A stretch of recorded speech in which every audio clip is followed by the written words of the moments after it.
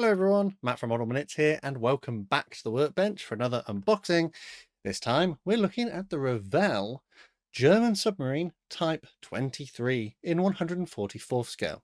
So join me as I take a look inside the box and see what we've got. So this is in one of the black boxings from Revell, quite modern and stylish, and we've got this rather exciting image of the Type 23 in a rather choppy ocean. On the left hand side it tells us that it's a level 4 kit, so um, not sure how they're doing their level system at the moment because it seems to just keep changing.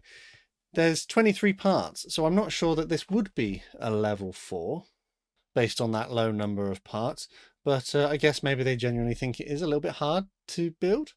Anyways, it tells us that it's 24.2 centimeters in length and an item code down here of 05140. On the long thin edge we have a copyright date of 2016, but take that with a pinch of salt because it's very rare that a copyright date is actually the tooling date. And on the other thin edge we have the same information. On the thin edges, again, same information that we've already seen, so we'll just flip onto the back. On the back we've got some images of the model kit that has been built up, and actually it looks pretty good. I quite like when they do this because it gives you something to aspire to, it gives you a bit of inspiration, and it can give a general impression of what you might be able to achieve with the kit. We have Revell colour callouts down the bottom and a few other bits and pieces about the kit. So we will get inside and take a look at what we've got. There we go. So actually, there's not a great deal in the box. I feel like the box is maybe a lot bigger than it needed to be, given what we have here. So safety warning advice sheet comes with every Revell kit. There's your plastic parts. Let's put that to one side. And here's our instructions. There should be some transfers here somewhere. Transfers are inside the safety warning sheet, so I'll get them out and we'll have a look at them in a minute. So instructions then, these are the new style sort of instructions from Revell, printed in colour, slightly glossy.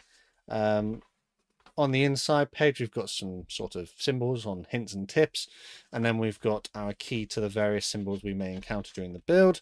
And then we turn over the page and we have the slightly annoying colour call-out system that Revell uses, which is to take the Revell paint colour, and they all have a number, and then they ignore the number and give it a new letter, and then they go through the build with the letter. Why don't you just use the number? You've already got a system, you don't need to add an extra step. Anyway, enough about that, I'll be here all day. We have a sprue map, which is always handy to see because it helps you find where the parts are, and we have some information about spare parts down the bottom if we needed them. And then we progress with the build. So it looks as though what we need to do is join our two halves of the hull together. There's a part that goes in between for the tower, and we have a rudder. Don't glue the rudder because that means we can move it. There is a hole here that looks like it needs to be drilled out, and also here, which I presume is for like one of the masts that sticks up from the top of the tower. There are some smaller details which need to be glued in, and then so too are the propeller and the other sort of control surfaces here as well. It is worth noting that they have used elements of colour in order to annotate the various parts as you go through the build, which makes it a little bit easier. Having glued in our other control surfaces, we then add extra detailing parts to the tower, a few more, and then another few more. So there's quite a lot of parts in the tower rather than like the whole of the boat. And then that's it. That's everything. That's the whole kit. Why it's a level 4, I don't know, because it's only got 23 parts and doesn't look too complicated. So painting instructions are all in color, which is fantastic. We've got a paint scheme here for a U-boat or submarine of the 5th Submarine Flotilla in December 1944, and this is probably the slightly more interesting paint scheme because it's got this big yellow sort of cross on the conning tower and across the bow here. Is that the bow? Yeah, the bow is the front, the stern is the back, that's right. The next one down is a 4th Flotilla vessel from 1945, but is a lot less visually interesting. So that's 2 paint schemes. Have we got a third? Let's have a look. Yes, we do have a third. So this one here is a captured example by the Royal Navy in June 1945, and you can see they've painted the big sort of registration U2363 onto the side of the conning tower there. But generally speaking, they are very similar. We've got upper grey and then a dark grey or possibly black here. And that's pretty much it. There is a little stand which is also painted black, but this is probably the more visually interesting one because of the cross, and I would probably go for that. It appears that the cross is a decal, so actually you wouldn't have to do any masking. You could just apply the transfer and call it a day. So not overly difficult by the looks of it. Speaking of the decals, here they are. We have not got that many. It says it's printed in Italy. I don't know. I don't think they are cartograph decals because on the serial number there's a Z, and I'm led to believe that if there's a C, then it's cartograph. If it's Z, it's printed by someone else. But generally, these are still perfectly acceptable transfers. Printing is pretty good. There is a slight outline to the yellow, and the transfers are a little thicker than I've experienced from other manufacturers. But on the whole, pretty nice looking transfers. I don't usually have any problem with Revell decals, so they should go onto the model pretty nicely. I think the only thing that I find a little bit annoying is having the decal as a flag, or the flag as a decal. I've had that in the past. Whilst it goes on like fine to start with, over time that flakes and disintegrates. So I may, I don't know what I'll do about that, but I don't really like decals as flags, but you know, that's a minor gripe. Anyway, that brings us on to the plastic parts. And you can see here, it looks a little bit different to how Revell normally box their bags. Scaled plastic model, hobby kit, and the serial number here. It's in slightly different wrap to normal. And there is a very good reason for that. And I'm sure the eagle-eyed among you may have already spotted it or already know.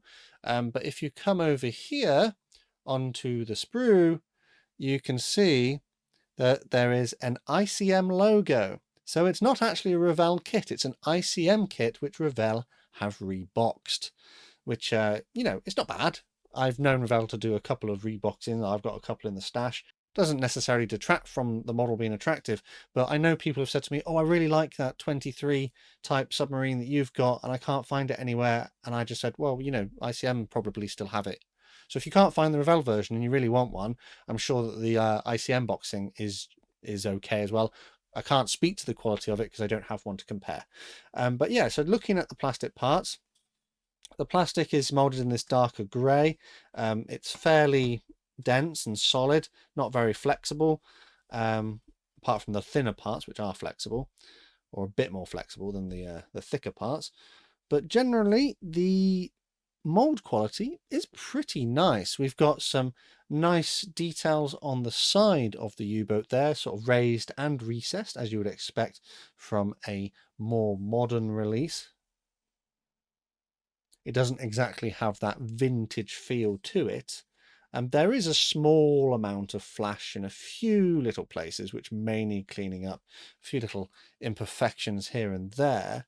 The plastic doesn't feel overly greasy, which is quite nice, and everything is molded to a fairly acceptable quality. It's pretty good. Ejector pin marks seem to be on the faces, which are not going to be like the detail surfaces. I can't see any ejector pin marks on anything that may be visible. And yeah, little display stand there. Not much, not a big kit, not a great deal going on with it. Pretty simple, straightforward build by the look of it. If you were paying attention just now when I flipped over, you may have noticed that there is a date on the sprue which says 2004. So I would like to go and believe that that is the tooling date for this. What I do quite like is we've got this very small sort of, like, I think they're like the tie down points here molded on. Very fragile, I could imagine, but you know, quite fine. Yeah, not bad. So let's wrap this one up. We had 23 parts for our Type 23, which is quite ironic. Molded to a pretty decent quality, and I think it should build up into a good representation of the U-boat. We had instructions which are printed in full colour, which I generally don't have an issue with, apart from that really bizarre paint colour call out that Revell uses. you're just adding an extra step by telling us which paint color to use and then giving it another letter. Just tell us the paint number in the instructions. Decals, not a massive sheet, but they look pretty decent and should go onto the model pretty nicely. All of which comes contained within this rather attractive box. Level 4, I don't think 23 parts in this kit warrants a level 4 as such. I think I've had level 3 kits with many more parts than this, so I'm not entirely sure what they're using as their leveling system at the moment. But yeah, as discussed, this is indeed a 2004 tooling from ICM, which Revell reboxed for 2016. I don't know when I got this. I think it was a couple of years ago. I think it was a gift, actually. I don't think I bought this, so I don't know what the RRP was, but it would seem online at the moment that I'm making this, it retails for between £10 and £15 if you can find this particular example. Otherwise, you may be looking at getting the ICM kit, which will probably feature different contents in the sense of transfers and instructions. I would imagine, however, that the plastic parts be virtually identical. And for £10, I would say this isn't too bad. It's, not a small model in the grand scheme of things. It's 144th scale, so I think 144th scale is a little bit more sort of catered for in the diorama department. You could even put this with like British N gauge trains if you wanted to. You could have the captured Royal Navy version alongside a port with like a railway running along it. So there is a little bit of scope there for that. But seeing as you're only getting 23 parts, you're not getting like a big kit, are you? Hopefully, though, builds up into a nice representation and should make quick progress. So I think I'll leave that one here. Let me know down in the comments what you think of my review and whether you agree with my assessment of this kit. As always, a quick shout out to my Model Club members for the extra support they give the channel. Massive thanks to these guys on screen. You can help support the channel and join these guys by looking at the links in the description or at the other ways that are also linked below the video. The best way to support the channel for free, though, is by subscribing with the notifications turned on so you never miss a modelling upload. Finally, though, last thing to say is a massive thank you to you for watching this one, and I'll see you on the workbench again next time.